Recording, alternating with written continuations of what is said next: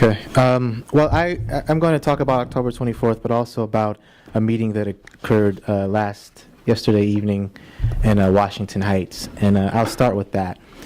I had been asked to speak at the third tertulia organized by comrades from the Dominican Republic. Comrade Fred spoke at the first one, I think was this summer, maybe spring, summer, and I think Victor Turl spoke at the second one, and this was the third one.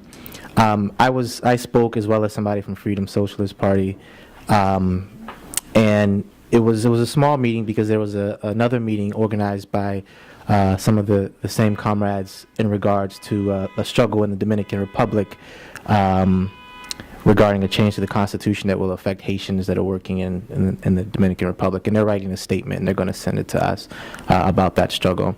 But my talk was primarily about the crisis of the capitalist system, mass struggle, and the struggle for socialism, and that was sort of the overall theme. But I spoke a lot about the government shutdown in the context of the system, and about our perspective of building the assembly movement, namely through the People's Power Assembly, but also workers' assemblies such as the one that occurred in Baltimore on September 1st of this year. And before I get to the response and actually what came out of the meeting, I'll do that now. The meeting was, like I said, it wasn't very large, but it was the quality of the people that were there, who are leftists from the Dominican Republic and are very much integrated in the struggles that are happening, situated in the Washington Heights. And one of the primary struggles is a struggle around housing and against gentrification that is, going further north up, Manhattan into in Harlem, Washington Heights, and Inwood. And they're changing the names of neighborhoods. But after the talk, there was a brief discussion period to talk about, some of the things that were raised in the different presentations that were made, and how to build unity. It was a common theme was how to build unity amongst the left here. And we have struggled around that question ourselves, and there are real political differences between some organizations, and sometimes it's a matter of personalities, organizations, but we have struggled to build unity, anti-imperialist unity, and we see through some of the so-called organizations in their response to Libya and Syria how difficult that actually is because of the pro-imperialist stances they actually wind up taking. They won't say that it's pro-imperialist, but that's the effect that it actually has, is it supports imperialism's cause.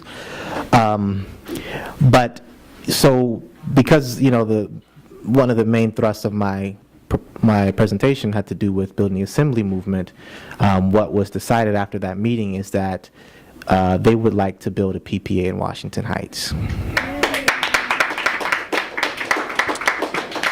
And so, I don't know exactly when it is. I think there's going to be an initial meeting of community members to begin talking about the struggles that are happening there, and they want us to participate and talk about what the assembly movement is and how they can build an assembly and build a program of action and of demands to struggle and fight. So this is this is what we've been struggling with.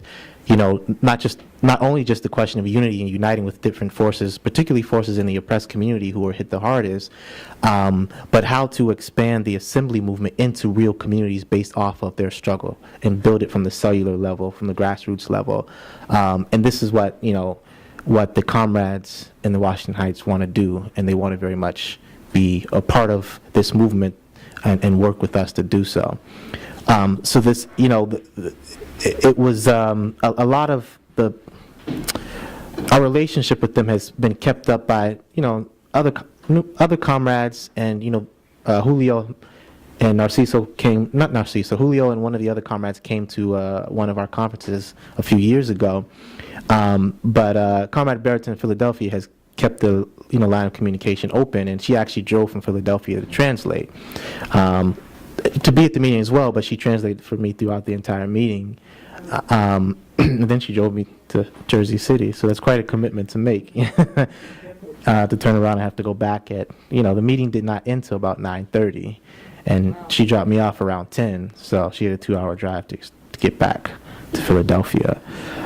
So, that is very much appreciated that Comrade was able to do that, but it shows that that's the kind of organization that we are. We'll go to whatever lengths we have to if it's part of the struggle. So I think that action that the Comrade did embodies that. But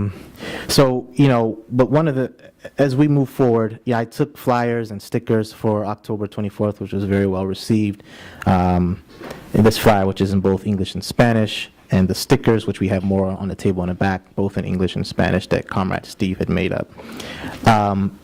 But I do want to bring up some of the facts that I looked up to prepare for my presentation yesterday, because part of the struggle around raising the minimum wage, and because it's the 75th anniversary of the implementation of the first minimum wage, which was a quarter, I believe, right?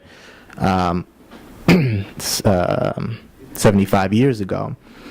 So this is an important historical date in history, and we see that actually if the minimum wage had kept up, it would be, I think, around $21 per hour right now. If it kept up with inflation and the cost of living, it would be about $21.14, something like that.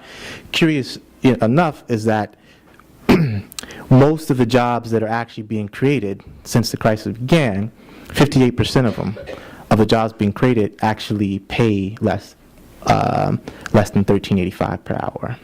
A great majority of the jobs that are actually lost, the 8 million jobs that are actually lost, were those that pay between $13.85 and $21.14 an hour.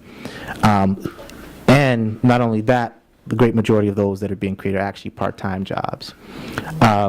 So I think that part of the struggle as we organize and struggle to fight for raising the minimum wage is also the struggle for a right for people to a job. But I think that there's this resurgence of movement in this country, that is sort of emboldened the labor movement, and that's the struggle of unfairly paid workers. And it's, most of us of a younger age, it was, we grew up with our experience working in a lot of these jobs. As a matter of fact, it was my first job. I worked side by side with my mother at a Burger King when I was 16. I worked making the food, and she worked in the front at the cash register. And I think at that time it was around $4 an hour was what the minimum wage was. And most of my jobs have been that type. The highest I ever made was $12.60 an hour working for lawyers. Most of them through working construction and all of that, they're generally minimum wage, right around minimum wage. And so I can testify that it's not something that you can survive on.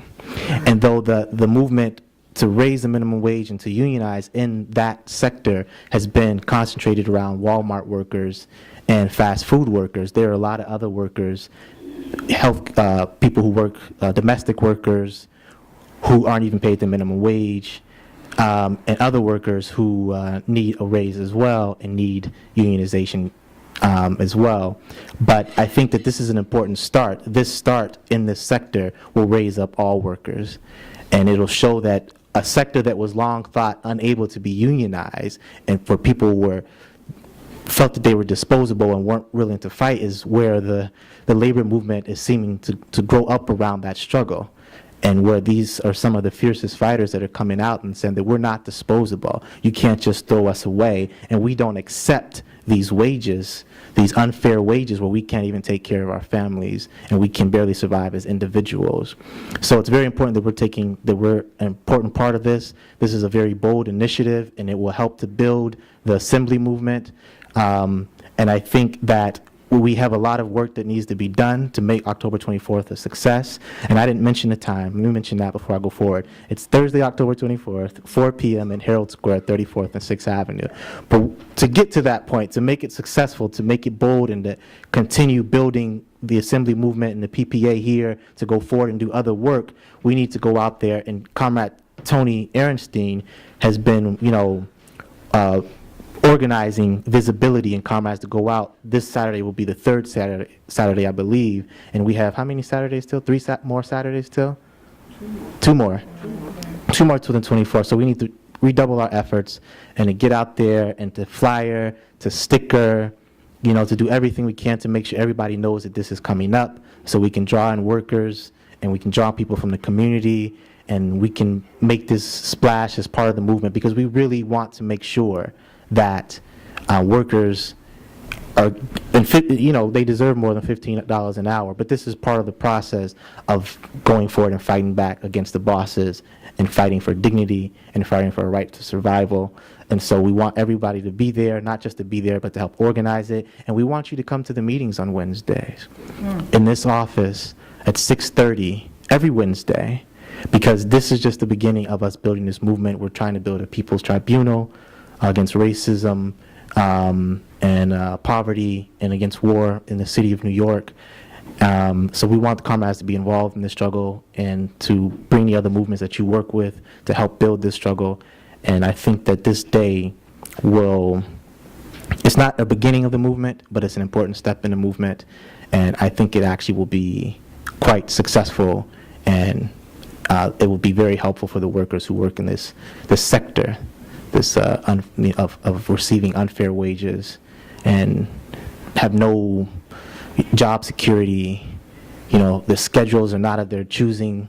They have to miss important family dates, taking care of their children, and revolutionaries have to be part of helping build that struggle and be in solidarity with these workers. So we'll see you on Saturday, and we'll see you next Wednesday at 6:30 in this office, and we'll all be out on October 24th.